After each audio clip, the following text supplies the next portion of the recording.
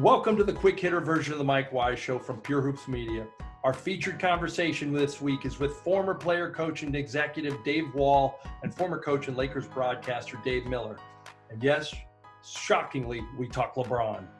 LeBron has been there only 2 years, and yet, along with George Mikan, Will Chamberlain, Jerry West, Kareem, Magic, Worthy, Kobe, Shaq, I guess got to put Pau Gasol in there, and of course Kobe. Doesn't he have to be an all-time Laker now? He's won a title and followed in the footsteps of all these Hall of Famers and these great players. He's got to be an all-timer.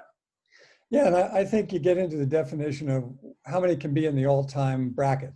You know, is it 5? Is it 6? Is it 8? Because they have so many great players, and LeBron's got to be in there somewhere. Whether you want to say he's in the top 3, in the top 2, the top 5, I think you're just splitting hairs. I mean, what I was so impressed with this year, guy's 36, and he's adopted a lot of the same things Kobe and Michael and some of the other greats have about taking care of their body to the utmost, becoming in great shape. Anything that's detrimental to their body, they've given up, whether it's some kind of food or some kind of drink or not getting enough sleep or I need more oxygen or whatever.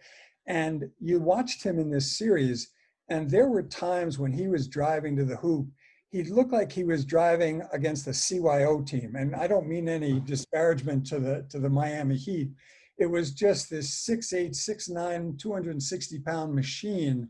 And he actually reminded me, having spent 3 years with Magic, when you watch some of the old fast breaks with Magic, when they were out in transition tonight even, you know, Magic was 6'8", 240. He was probably like 20 pounds less or more.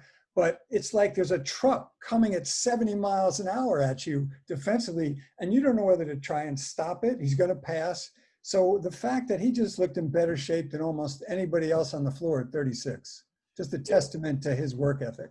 For both you guys, like, I hate to do the Michael LeBron thing because I feel like it's the next Superman versus Mighty Mouse sports comparison, and whoever we take, it demeans the other guy in a way that it shouldn't be. But if you had to start a team today, which player in NBA history are you taking number one? Well, I think I would go with LeBron James, even though I think Michael Jordan is the GOAT. Okay, you go to 6 finals, and again, I'm not a big stat guy, but I know Jordan never lost in the finals. Okay, and I think it was 6. So until somebody surpasses that, you know, I think Jordan is the GOAT. And I also would say this, Dave and Mike, it's generational. Remember, you know, you can go back, I mean, and if Bruce Bernstein was on here, it'd be Bill Russell, because he's a great Celtic fan. And then, you know, you look at Kareem with the 38,387 points. But what I think LeBron is, Dave, I think he is the best all-around player that I've ever seen. And trust me, Dave Wall will forget more basketball than most of us will know, with all, you know, as a player in college, a player in the NBA, and what he's done in the NBA. But for me, LeBron is he's just the best overall player. He can play 1 through 5. And like Dave was alluding to, I've always said this on air covering him. He's a Mack truck going down the Schuylkill Expressway. You know, it's like, what are you going to do? Who's going to take a charge on him, right? Who's going to get out of the way? Most people. So I go with him because he can play 1 through 5 and he can guard 1 through 5. Yeah, I would agree with Dave, because I think when you look at Michael maybe on one end, I thought Michael was more of a scorer. You look at somebody like Magic on the other edge of the coin, and Magic was more of a passer. He could score sometimes. I thought LeBron fits into that in-between where he can impact the game with both of those things consistently. And then like Dave said, you've got to talk about the era. Are we talking about when there were no threes? Are we talking about when there were 3-point? You know, it makes a little difference. We're talking about when you could beat up guys and there were no flagrant fouls, and we saw, you know, McHale's takedown of Rambus, and that was, you know, we talking about those eras. But no harm, no foul, no ambulance. No foul, nothing. You know, the guy got up off the floor. How bad could it have been? You know, but I think you've got to look at him for his achievements, what he's still doing at 36. And he may have more championships in front of him. And I think he's just the perfect creation of a guy who can impact the game in so many ways. I covered Michael during his I guess I covered them the last 3 championships. I covered that 55-point game at Madison Square Garden. It was one of the greatest things I've ever seen in my life in person. And I'll always say that Michael is the most scintillating, like incredible, surreal player I ever covered. And part of it is because his size. 6'6" is large, but he wasn't huge in the way that LeBron is. LeBron, he's a beer truck with a broken parking brake. When he gets rumbling, it's scary. And I almost feel like, it'll probably get me in trouble, but like I almost feel like the whole ethos of the hyper masculine black guy hurts him in some ways because he's not as graceful when he goes toward the rim. LeBron, God bless him, he probably looked 30 when he was 18. And he's just like this guy that's just a lot bigger. And Michael was more graceful. And I almost feel like in that argument, he gets hurt because he's so much bigger and so much stronger. And I don't think he should. I don't think the fact that he's this guy that's stronger and bigger should have anything to do with the fact that he's also still one of the most skilled. He was a better passer than Michael. Well, I always thought this when I did a scouting report. I'd say coming down the floor in transition, and Dave knows this, every coach knows, you can't let any player get ahead of steam. But it looked like it was Karl Malone coming at you, yet he had guard skills, and you talk about the passing. I mean, just the other night when everyone, crucified him because he didn't take the shot and he had 3 guys on him and he was underneath the basket. What I've come to appreciate with LeBron now in Los Angeles is that he plays the right way. And I've heard him speak enough, whether it's on TV or whether it's to a group of kids, play the right way. And that's what I appreciate about him. And, there was a time when he started out like all players, Dave, in this league. I watched him early on. I remember going to a Clipper Cavalier game, and I'm like, this guy doesn't have killer instinct. He was just messing around. He was a kid from Akron. And then all of a sudden you figure out and you surround yourself with quality people that have your best interests and you start winning. That's when I thought he became a killer, an assassin, like a Kobe, like a Jordan. We talk about these guys that, love to win and hate to lose. LeBron developed into that. But yeah, you're right. He came out to play in Pauley Pavilion, and I helped host his team, and they played Dominguez. Oh, I remember this game. It was against Sebastian Telfair's team. Yeah. And so we went to dinner with his team over at Lowry's on La Cienega. And I actually have a picture of my 2 sons that come up to about his waist, and it's the young LeBron. But even then he looked old. But he reminded me a lot of Shea Cotton, who's a kid out of Long Beach that played a little bit of college and never made it. But if you remember in 8th grade, Shea Cotton was on Sports Illustrated. Yeah. He was LeBron before there was a LeBron. But yeah, I think people take for granted when they look at him, and he's always looked older. He's always been bigger because Michael looked like a kid for a long time. Go ahead, Dave. I'm sorry.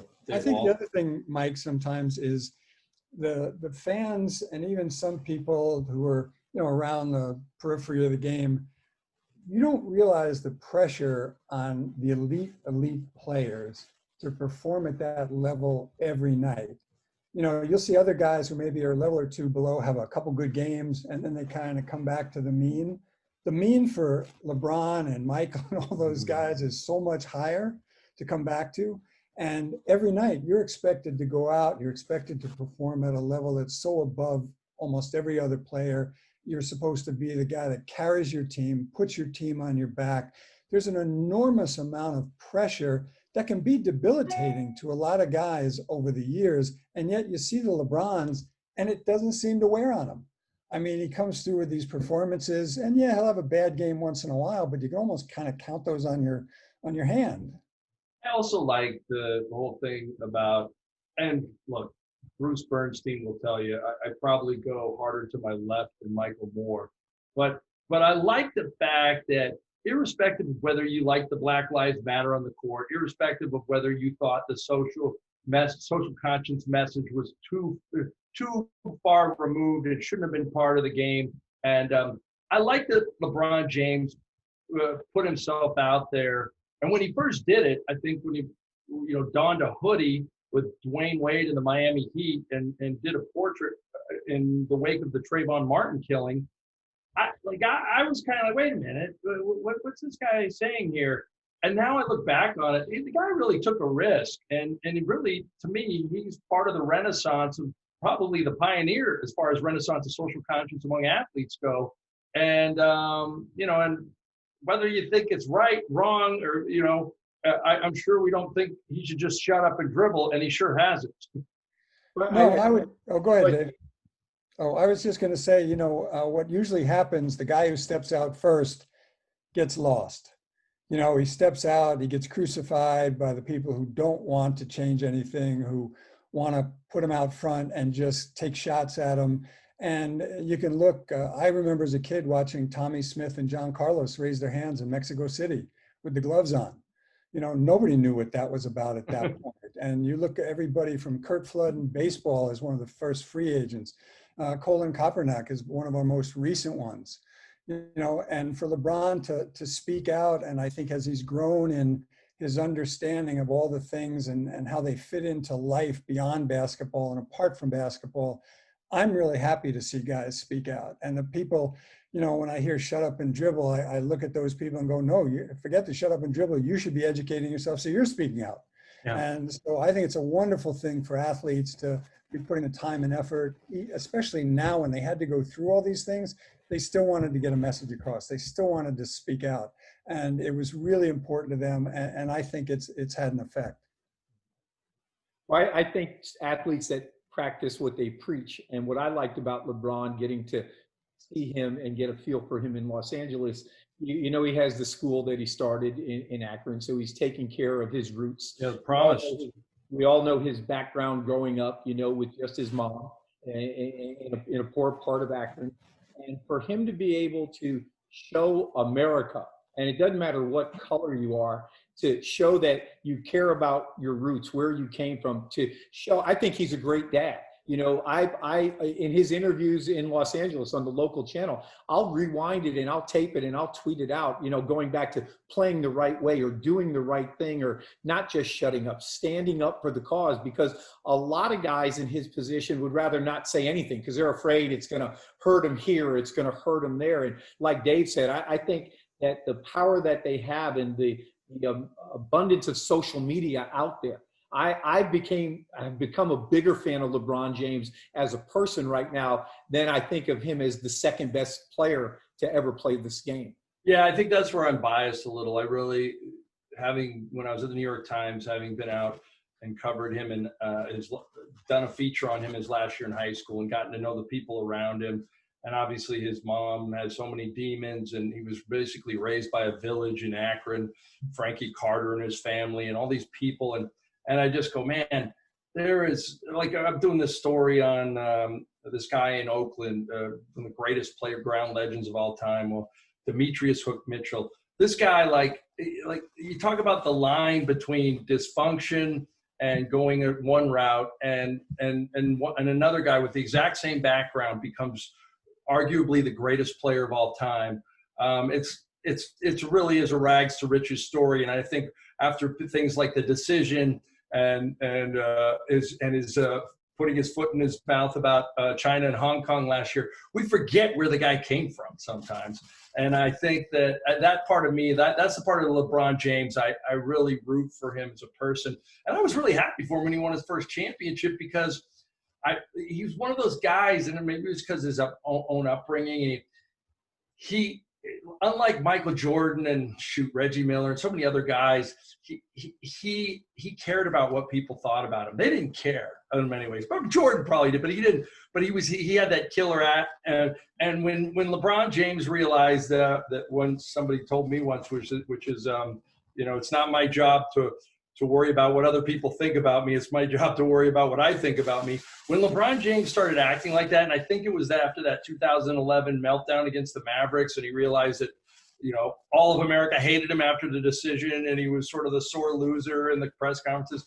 I think he kind of realized that, I'm playing a kid's game, and I gotta do this job. And he just became a different player and a different caliber of champion. And a lot of it was psychological. He had all the physical tools. I don't know. I really root for him, and I hate it when people bring up Jordan. In fact, I hope Jordan at one point really says something. Like I love that LeBron. Kobe Bryant, the night before he died, tweeted out, congratulations to LeBron James for passing me on the all-time score, or on the scoring list, whatever it was. That was a big deal to him. I'd like to see Michael Jordan do that with LeBron.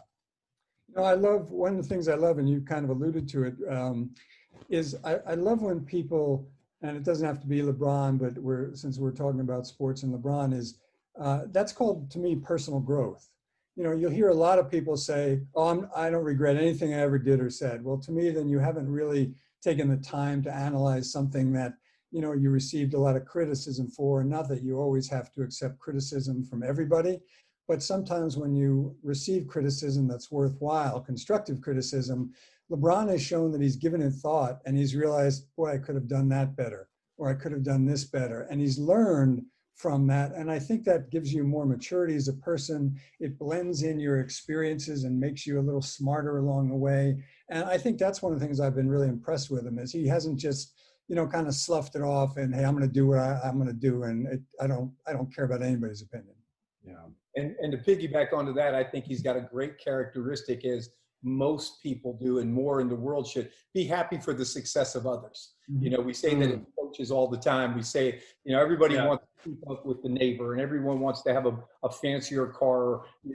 Dave, where you and I live, everybody wants an elevator. I want steps. I want steps. I remember the first time my kids had a play date in 1996. A kid at our house said, hey, you guys don't have an elevator. I want to say, this isn't Macy's but that's another quality that I think goes hand in hand with what Dave is talking about, is happy for the success of others. And it would be nice for Jordan to do that. And I think Kobe learned to do that. And, you hope that, in this business, we beg, borrow, and steal, whether media all the way to a front office or anybody that's successful. So I think that's a great quality that LeBron shows, hand in hand with the trust of his teammates, being happy and putting others in a position to attain success. If you'd like to hear more from Dave Wall and Dave Miller, check out the full version of the Mike Wise Show from Pure Hoops Media. You can also see the video version of the Mike Wise Quick Hitter on the Pure Hoops Media YouTube channel.